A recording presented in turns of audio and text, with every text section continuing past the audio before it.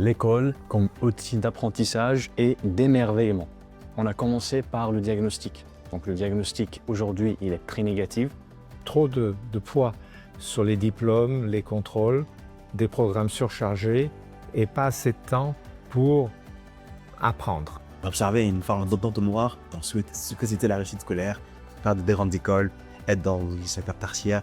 Et nous, individuellement, c'est pas vers ce vers quoi on aspirait. On aimerait que l'école nous oriente vers des métiers qui nous épanouissent. Fauteuil, un stylo, c'est là où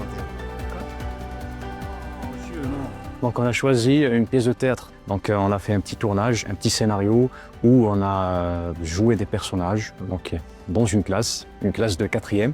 L'idée sous-jacente était de sortir d'une démarche purement de notes, donc l'interro surprise, par une démarche qui se rapprochait d'une part à un objet du quotidien et aussi avec la complexité derrière l'objet du quotidien avec presque un mode projet.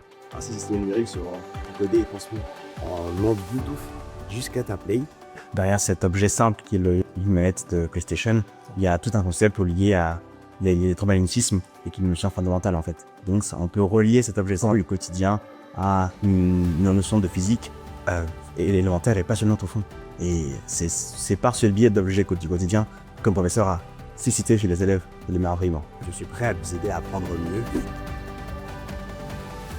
On a partagé de bons moments avec Jean-Pierre, des échanges vraiment sur des sujets pertinents, des sujets d'actualité. Ce qui est très frappant, c'est de voir que sur ces sujets-là, notamment la transmission des avoirs, on arrivait à un consensus en fait. D'avoir un éclairage, des échos, des réactions de personnes de milieux différents, de classes d'âge différentes, ça remet un peu en question, mais c'est surtout super instructif.